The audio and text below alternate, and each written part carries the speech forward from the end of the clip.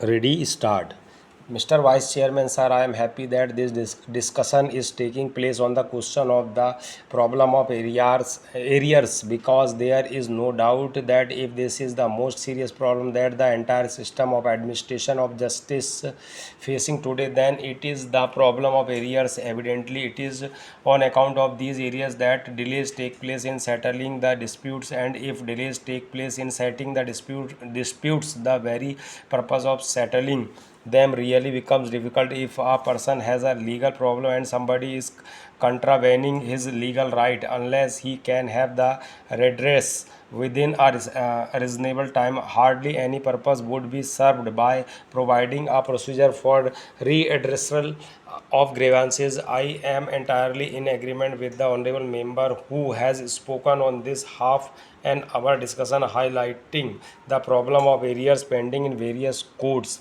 Para. Now, sir, as I submitted in this house on the last occasion when this matter was being discussed in answer to a question I had pointed out, and I still maintain my view that the most important factor which is responsible for these delays in the High Court and of these growing areas in the High Courts is because of not having sufficient judge strength in the various High Courts. Now, sir, I would choose the conference of the Chief Justices, the yardstick which has been uninformally accepted by every authority who has the experience of working in the high courts, is that 650 cases per judge is a proper yardstick to be applied in determining the average. There are some big cases, there are some short cases, and so on. The judges may also sit on benches. Two judges may sit on a bench for hearing a case, but the overall calculation is that the total number of cases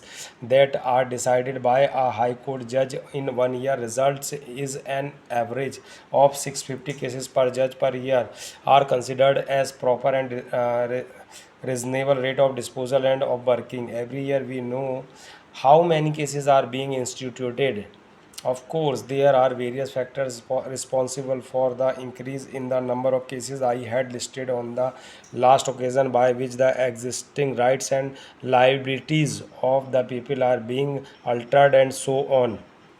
Para. Now I find that other honorable members who do not happen to be lawyers keep on advancing such attractive arguments that we get charmed and we keep on listening, and particularly when those honorable members happen to be lady members and they make such beautiful speeches, then the house goes on and on half an hour. Our discussion may become half a month discussion. So what I was saying is I got these figures worked out, and I found that by applying this yardstick of 650 cases per judge, the following is the requirement. We know that in these high courts so many cases were instituted in 1986. Therefore, if you apply the yardstick of 650, what would be the normal strength which would be able to cope with as many cases which are being instituted every day as would get disposed of the same day, so that areas would not go on increasing.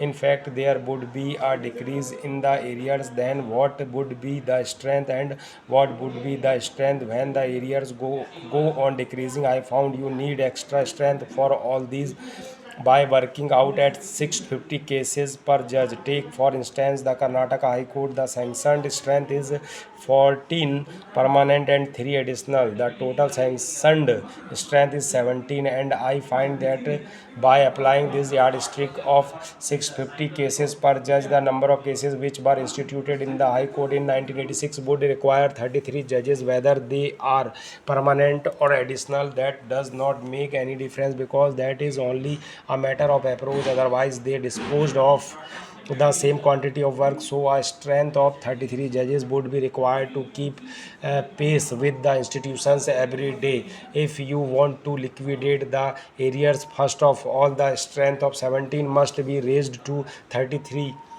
Moreover, Moreover, you will have to have some extra strength in order to clear the backlog. It is a question of calculation how many judges you should have for how many years in order to clear the backlog, by which time that the backlog would be cleared. For clearing the backlog, some extra strength would be required. And now it is true that before the constitution was enacted, most of the high courts, except some, did not have this very useful writ jurisdiction at that time. Whatever the government did was final, because so many acts were passed with the result right or wrong. Whatever the government did or said became final.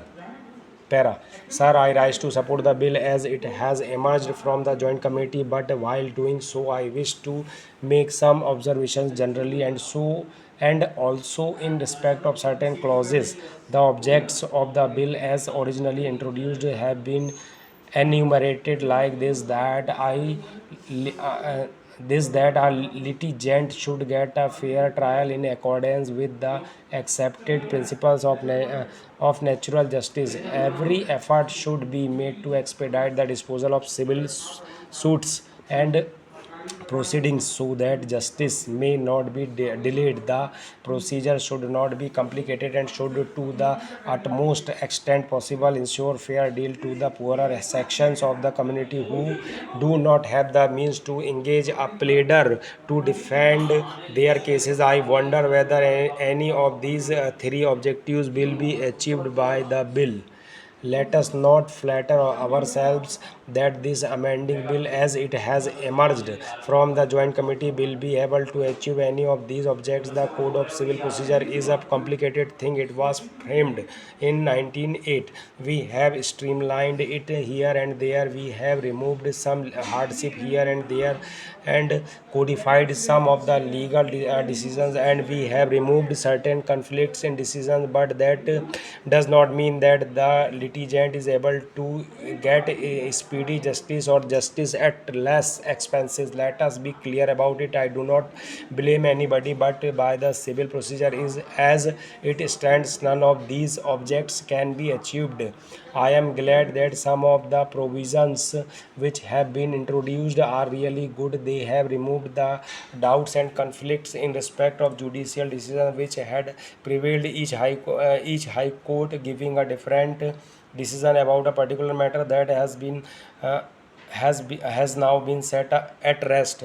For instance, in section 11 there was a conflict of judicial decision whether the decision of a court with limited jurisdiction can operate in a subsequent proceeding between the same parties in a high court. There was a conflict of decisions, and now it is set at rest by saying that the decision of the lower court with limited jurisdiction will operate in a subsequent suit between the same parties in a court with higher jurisdiction. Secondly, it is also made clear that this principle applies to execution proceedings. I would like to say that it is a good improvement. Para. Section 60 of the original act has been amended, which has given greater concessions to the judgment debtor from arrest and from attachment of his salary that will relieve some hardships. The Law Commission in its two reports have recommended the deletion of this section. The bill as originally introduced also deleted the section, but the committee in its wisdom found that the notice should be so that cases which are genuine might be settled out of court by the government, so that unnecessary expenditure need not be incurred by the litigant, and also the litigant need not undergo unnecessary expenses and worry. This section which is being resorted should not be understood in favor of the government, but the government should deem it a duty to see that whenever a notice under section 80 is received, it should examine the claim of the aggrieved citizen and see that it is settled if it is genuine, so that litigation could be avoided. Otherwise, the government or the government officers never bothered to look into the notice. The litigant is at a loss and he has to go to the court.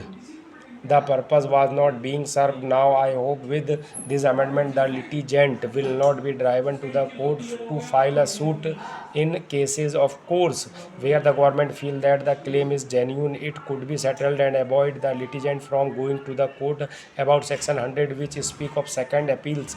They have introduced the word substantial question of law. The wording earlier was on a question of law, a second appeal lie. That is the wording under the existing section 100 of civil procedure code, but they have now put the words on a substantial question of law. A substantial question of law should be involved for a second appeal. What does it mean? Suppose the decision of a suit depends on a question of limitation where the plaintiff files a suit and the defendant contest the suit as barred by time. Is it a substantial question of law or is it only a technical question of law? If the latter is upheld, the appeal fails. Therefore, I cannot understand why on a substantial question of law have been introduced in section 100. I think really it is taken out of the constitution where it is stated that substantial question of law involving the interpretation of the constitution. I believe that any question of law which has the effect of deciding the result of the case should be considered as a substantial question of law. Stop.